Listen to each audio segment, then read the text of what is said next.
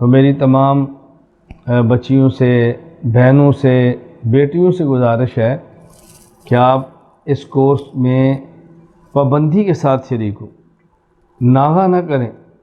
ناغہ کرنے سے آدمی بہت پیچھے چلا جاتا ہے۔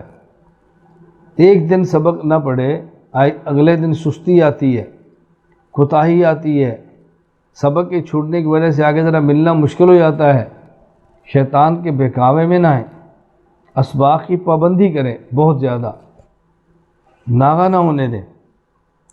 پھر جو سبق پڑھیں پورا اہتمام کریں، کوئی شرعی عذر نہ ہو، وضو کے ساتھ بیٹھیں، بغیر وضو کے سبق میں نہ پڑھیں بیٹھیں، بغیر وضو کے سبق میں نہ بیٹھیں، بغیر وضو کے درسگاہ میں نہ آئیں، بغیر وضو کے کتب کو ہاتھ نہ لگائیں۔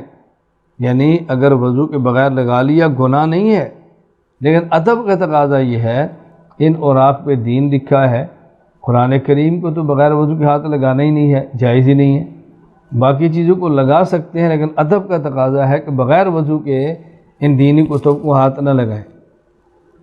پابندی کریں، وضو کے ساتھ بیٹھیں، اور پڑھانے والی معلمہ، پڑھانے والی استانی، پڑھانے والی باجی صاحبہ ادب کریں، ان کو عزت دیں، خیال کریں۔ اگر کسی غلطی پر وہ ڈانٹ دیں تو خوش ہوں، محسوس نہ کریں مجھے کیوں ڈانٹا ہے۔ جو شخص اپنے استاذ کی ڈانٹ نہ سن سکے وہ علم کیسے پڑھے گا، اور جو شخص اپنے شیخ کی ڈانٹ نہ سن سکے اس کی تربیت کیسی ہوگی۔ اس لیے اپنے آپ کو اپنے شیخ اور استاذ کے حوالے کرنا چاہیے۔ وہ ڈانٹیں، وہ سمجھائیں، سخت لہجے میں بات کریں تو فرق نہیں پڑتا، بلکہ اگر کسی کو کچھ سمجھانے والا مل جائے تو اللہ کا شکر ادا کرے کہ الحمدللہ اللہ تیرا کرم ہے کہ مجھے آپ نے سمجھانے والی کوئی ذات دی ہے، نگرانی کرنے والی کوئی ذات دی ہے۔ اس لیے اپنی معلمہ صاحبہ، استانی صاحبہ، باجی صاحبہ، جو لفظ آپ مناسب سمجھتی آپ نے کہنا ہے تو ان کا ادب کریں، ان کی عزت کریں، بدتمیزی اور بے ادبی کا تصور بھی نہ کریں۔ کسی مسئلے پر وہ ڈانٹ دیں تو اس کو اپنی سعادت سمجھیں، اور جو پڑھتی ہیں اس پڑھے ہوئے سبق کو یاد کریں، اس کا مطالعہ کریں، تکرار کریں۔ یہ مطالعہ اور تکرار کیا ہے؟ یہ بات سمجھ لیں کہ جو سبق آپ نے کل پڑھنا ہے آج شام اس کو پہلے دیکھ لیں، جو کل پڑھنا ہے آج اس کو دیکھ لیں۔ اور مطالعہ کا معنی یہ نہیں ہوتا کہ جو کل پڑھنا ہے اس کو سمجھ لیں، نہ اس کو دیکھ لیں۔ اتنا بندے کے اندر شعور آ جائے کہ کل والے سبق اس کو پتہ چل جائے کہ یہ چیز مجھے آتی ہے، یہ نہیں آتی، یہ سمجھ آئی ہے، یہ سمجھ نہیں آئی۔ اب مطالعہ کے بعد جو سبق میں بیٹھے گی، آپ دیکھنا شرح صدر کیسے ہوتا ہے، ذہن کیسے کھلتا ہے، بات سمجھ کیسے آتی ہے۔ مطالعہ کا بہت فائدہ ہے۔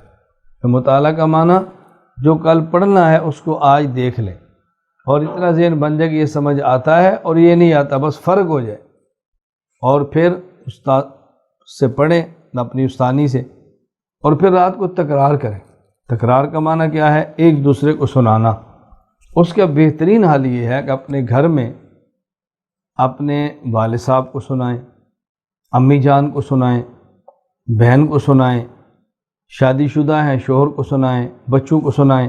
جو آج پڑھا اس کا تکرار کریں، جیسے تعلیم ہوتی ہے اس میں انشاءاللہ آپ کو یاد بھی ہوگا اور گھر والے دیگر افراد کا فائدہ بھی ہوگا۔ تو آنے سے پہلے سبق کا مطالعہ کریں اور جانے کے بعد سبق کا تکرار کریں۔ پڑھنے سے پہلے مطالعہ اور پڑھنے کے بعد تکرار، اس کا خیال کریں۔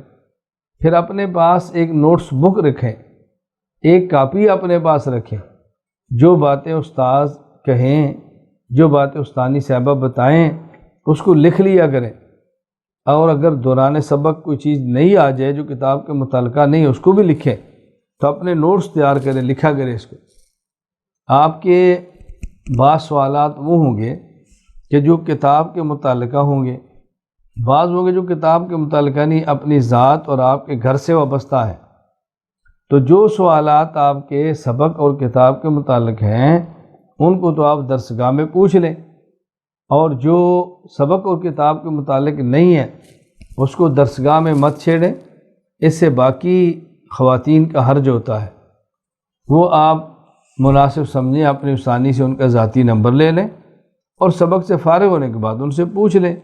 وہ جیسے آپ کو کہیں بھئی کال کر لیں یا میسج کریں یا یوں کر لیں، جیسے وہ فرمائیں اس کے مطابق رابطہ کر کے آپ پوچھ لیں۔ تو ان چیزوں کا آپ ذرا خیال فرمائیں۔ اللہ تعالیٰ میں عمل کی توفیق عطا فرمائے، اللہ تعالیٰ ہم سے راضی ہو جائے، اللہ قبول فرما لے۔